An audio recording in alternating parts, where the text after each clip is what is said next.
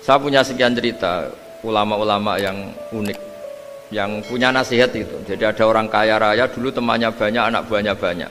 Suatu saat dia miskin terus gak ada yang berkunjung. Terus dia ngeluh, curhat ke ulama itu. Ketika saya kaya yang berkunjung banyak, ketika saya miskin kok nggak ada yang berkunjung, kurang ajar betul teman-teman saya. Terus kata kiai itu lucu kalau ada nih, ya bagus gitu dong ketika anda miskin sudah ada yang berkunjung. Loh kok bisa? Ya misalnya kamu sekarang jadi buruhnya orang, pas disuruh-suruh dibentak-bentak, terus teman kamu udah datang, malah kamu jadi tontonan toh. Mendingan nggak udah datang, jadi kamu ketika buruh orang nggak malu karena teman-teman kamu sudah tidak datang. Ya alhamdulillah kalau gitu ya. Jadi dulu satu hal yang dia dulu nganggap problem, iya kan, kalau kamu misalnya dulu kaya, temannya banyak, jabat, terus yang takut banyak. Ketika sudah miskin, Yun Sawu jadi buruhnya orang, disuruh-suruh, terus teman kamu tetap udah datang. Siap nggak Anda? Siap datang apa siap tidak datang? Lebih siap tidak datang sebetulnya kan? Karena nggak jadi tonton. Akhirnya dia sadar. Ya gitu kalau dikeluhin, istri saya ini judes, sering marahin gini-gini. Ya bagus dong marahin kamu. Kalau marahin tetangga malah masalah kan? Coba kamu punya istri kalau marahin orang lain, pusing nggak? Mendingan marahin. Jadi pokoknya dilatih terus. Lama-lama dia bersyukur. Nah termasuk cara kita melihat kehidupan. Ada doa Rasulullah SAW yang luar biasa. Ya Allah, jadikan kehidupan ini sebagai penambahan saya untuk berbuat baik.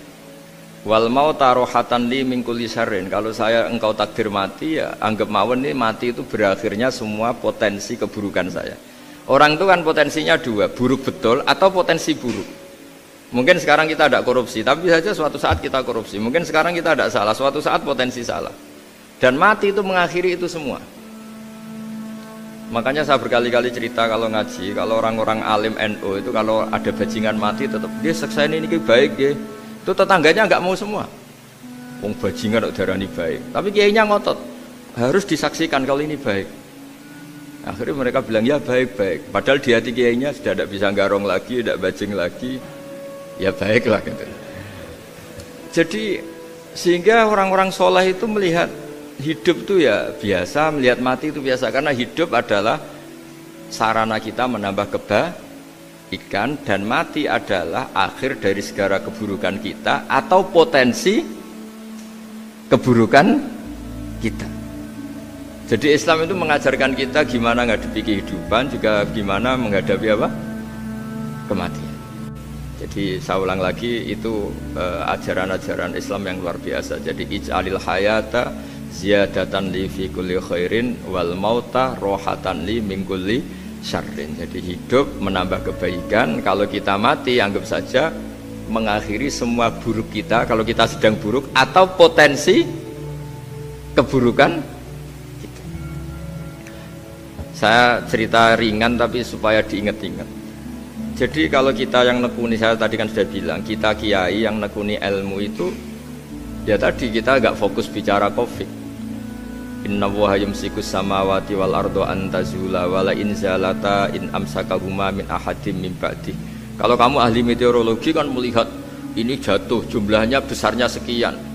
Ini kalau digesek oleh atmosfer paling masih sekian, kayak kemarin Januari kan hujan meteor yang sering kena Lampung kemarin. Terus di mana-mana mesti takut kamu itu. Kalau kamu ahli gempa takutnya itu ya pergeseran lempengan bumi. Kalau kamu ahli tsunami ya takutnya tsunami. Kalau ahli sosiologi ya takutnya chaos sosial, ya sama. Kamu medis ya takutnya penyakit yang menular, penyakit seperti ini. Oke, kita sekarang fokus menghadapi COVID dan kita selalu berharap supaya Indonesia terbebas dari apa? COVID dan musibah-musibah yang lain.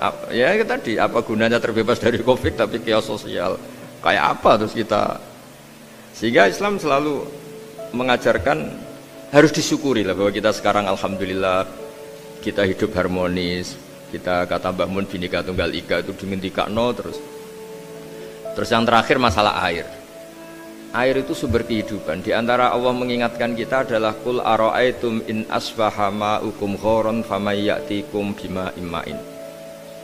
Bumi ini kan bawahnya ada magma, terus ada air. Normalnya air itu nggak ada. Secara teori itu normalnya air itu nggak ada karena bumi itu kan kalau ada air kan meresap. sudah meresap, bawahnya itu ada minyak, ada magma, harusnya air itu tersedot habis. Tapi orang saking angkuhnya, saking cueknya, ngira air itu malah potensinya itu abadi. Sebetulnya kalau menurut teori alam, air itu gampang hilang kan, diletakkan di bumi ya bumi itu meresap. Nanti bawahnya itu ada minyak, ada sebagian ada magma, ada macam-macam lah. Jadi potensi air itu harusnya nggak ada malah kalau melihat sistem itu. Tapi karena Allah saking rahmannya, air ini dijaga sedemikian rupa tetap ada. Kalau melihat sistemnya kan normalnya malah gak ada. Makanya Allah selalu mengingatkan, in asbahama ukum ghauron. Suatu saat air yang kamu pakai yang jadi sumber kehidupan itu bisa saja tahu-tahu hilang. Mungkin tersedot oleh panas bumi atau corong Jawa niku nyeresep entek atau gimana lah cara Allah menghilangkan. Famay ya'tikum bima imain. Lalu siapa yang bisa mendatangkan air itu lagi? Ini kata para hafid, ini yang kata guru-guru ya, termasuk yang dikatakan Pak Mukhtar ini, nanti orang harus menghentikan menjawab Allahu Rabbul Alamin, hanya Allah sendiri yang bisa mengatur air ini selalu ada. Coba kalau kamu pikirkan air kamu sokkan di bumi kan mesti langsung hilang, meresap ke bumi. Bumi ada bawahnya lagi, ada bawahnya lagi, dan mungkin bukan yang paling bawah mungkin tomak, harusnya itu nggak ada. Tapi Allah saking sayangnya mengatur sistem, air itu ada dan tersedia. Tapi ketika orang terlalu cuek dan angkuh sampai lupa syukur tersedianya apa? Air itu Allah mengingatkan, disuruh bayangkan, kul aro'aitum, coba bayangkan kalau in asfahama ukum ghauron. Tadi kan ada khataman ya, saya ikut, terima kasih. Bayangkan kalau air suatu saat itu ghauron, menjadi hilang. Fama ya'tikum bima imai. Jadi saya tidak bisa spesifik memberi nasihat tentang kopi karena ya tadi yang bisa bunuh kita ini banyak ya, tsunami ya bisa bunuh, gempa bisa bunuh, likuifaksi bisa bunuh, jatuhnya benda lain kita bisa bunuh, takut tanggal utang kaget ya bisa bunuh macam-macam, semacam-macam lah, ngelindur ya.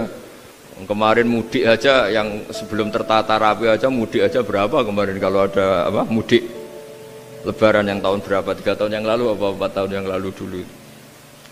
Jadi saya mohon, ketakutan kita adalah yang hakikat adalah takut jadi hamba yang tidak baik.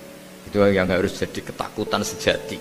Takut kita di mata Allah tidak jadi hamba yang baik, sehingga kita jauh dari Allah Subhanahu wa ta'ala. Karena cita-cita terbesar kita dan cita-cita terbaik kita adalah jadi hamba yang diridhoi Allah Subhanahu wa ta'ala. Sebaliknya ketakutan kita sejati adalah takut su'ul khotimah, takut jadi hamba yang tidak baik. Kita inginnya adalah assalamu alaina wa ala ibadillahis sholihin. Yang berhak mendapat keselamatan dunia akhirat adalah orang-orang atau hamba-hamba yang soleh.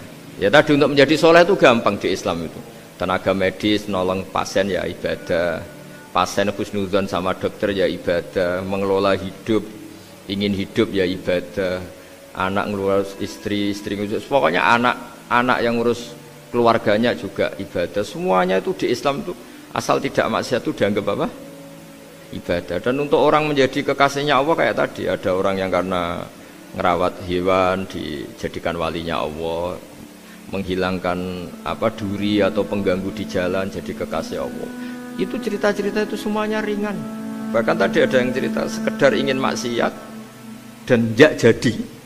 Dalam Islam itu kan gitu, orang yang merencanakan maksiat kemudian tidak jadi, itu ditulis pahala. Jadi gampang sekali untuk menjadi orang soleh dalam apa? Islam. Kalau tidak bisa itu semua, kata Nabi, takufus syarroka anin nas fa innaha shadaqatun minka ala nafsik. Kalau tidak bisa berbuat baik sama orang lain, yang penting tidak mengganggu orang lain. Terus kan enak seturu ning omah ngelamun bengak-bengok dhewe aja banter-banter, tapi nak bengok-bengok banter-banter kan ganggu tangga. Itu asal tidak ganggu orang lain. Takufus syarroka anin nas. Kamu jangan sampai efek buruk kamu berakibat pada orang lain. Itu juga fa innaha shadaqatun minka ala nafsik. Itu ya bagian dari sedekah kamu. Taruh saja misalnya kalau secara ilmu medis, misalnya kita ini kok dinyatakan positif COVID, secara ilmu medis nggak boleh ketemu orang lain, terus kamu diisolasi. Kamu niatin ketika diisolasi itu tidak menularkan bahaya kepada orang lain. Itu juga ibadah. Jadi ibadah itu gampang sekali, mudah sekali. Karena agama ini yuridu wa bikumul yusra wa la yuridu bikumul